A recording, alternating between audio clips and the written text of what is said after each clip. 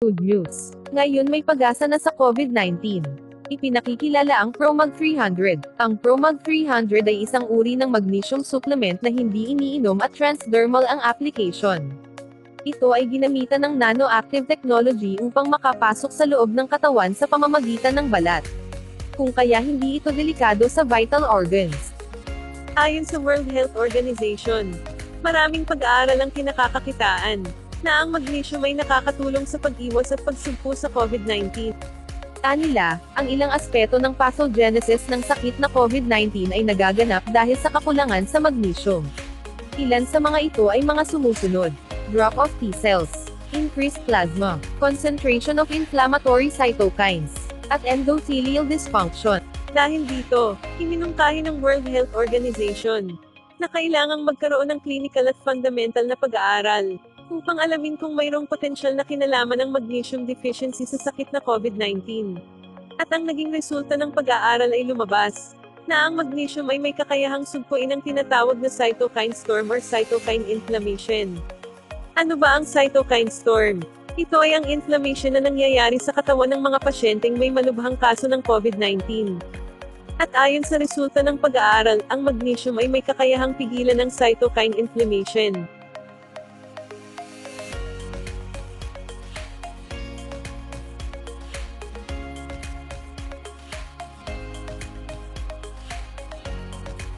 Nailathala kamakailan sa US National Library of Medicine mula sa National Institute of Health na ang magnesium ay nakakabawas ng inflammatory cytokine production sa mga adults at neonates.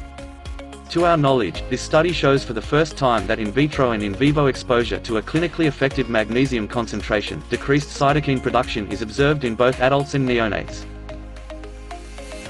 Gayon din naman ang nasaad sa resulta ng pag-aaral na nailathala sa ResearchGate na sinasabi ang mga sumusunod.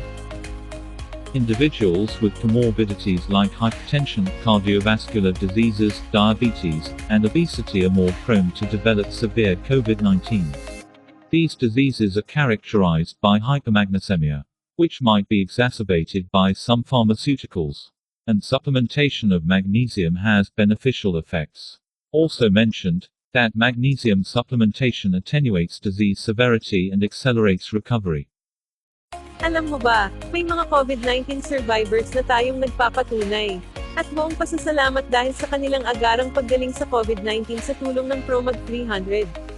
Ating tunghayan ng isang Korean national na buong tuwang nagpahayag ng kanyang pasasalamat dahil sa kanyang paggaling sa COVID-19 sa tulong ng paggamit ng Promag 300.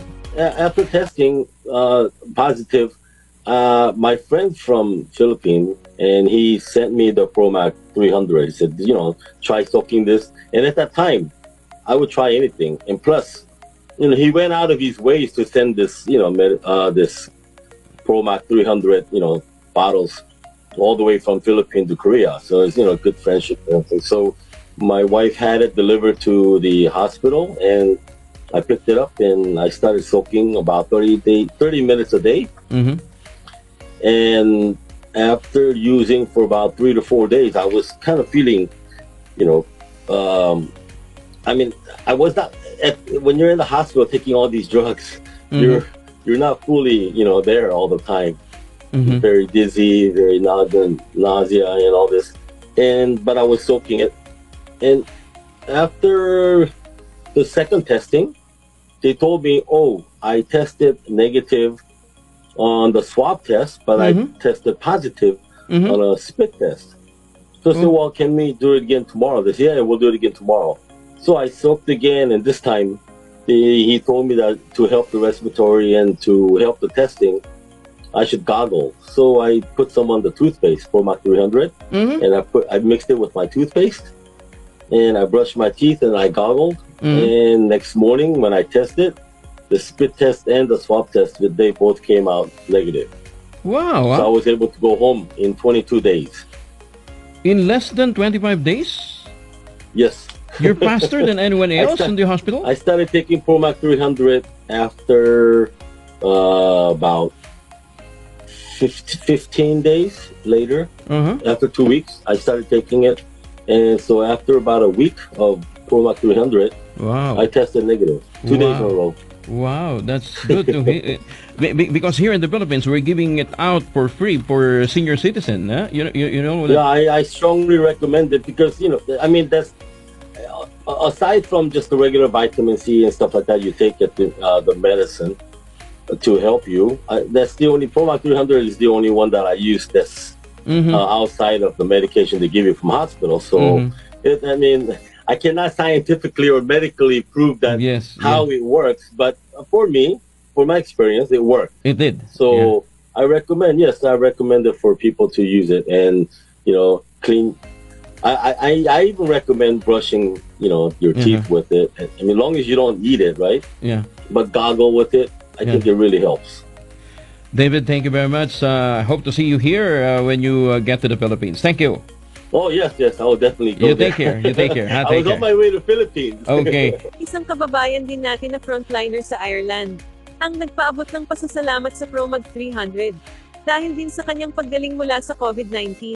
Hindi naman siguro lingid sa inyong lahat ang tungkol sa pandemic sa buong mundo. Ako po ay isang frontliner dito sa Ireland. Bilang isang frontliner, nagkaroon po ako ng positive test sa COVID-19. Maging yung mga kasamahan ko rin sa trabaho po. Sa awa ng Diyos, nalampasan po namin yun. Nakaramdam po ako ng mga symptoms ng first 3 days, sakit ng ulo, and then hindi ko po pinansin yun. Pero after ng mga less than a week, nagkaroon ako ng temperature. Tapos, may kapatid po ako nandiyan dyan sa Philippines. In-advise po sa akin na magbabad po ako ng Promag. Sabi niya ganon. So, nag-try po akong nagbabad ng Promag twice a day.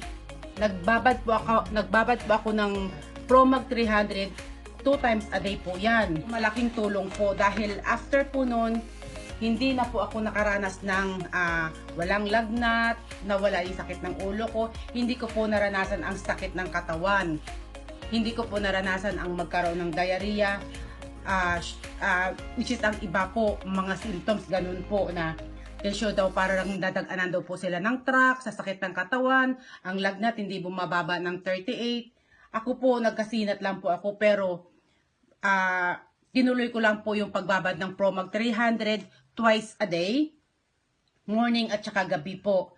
Hanggang sa yung dumating po yung result ng test ko po, mga almost pagaling na po ako. Nagkaroon po ako ng short of breath for 2 days lang.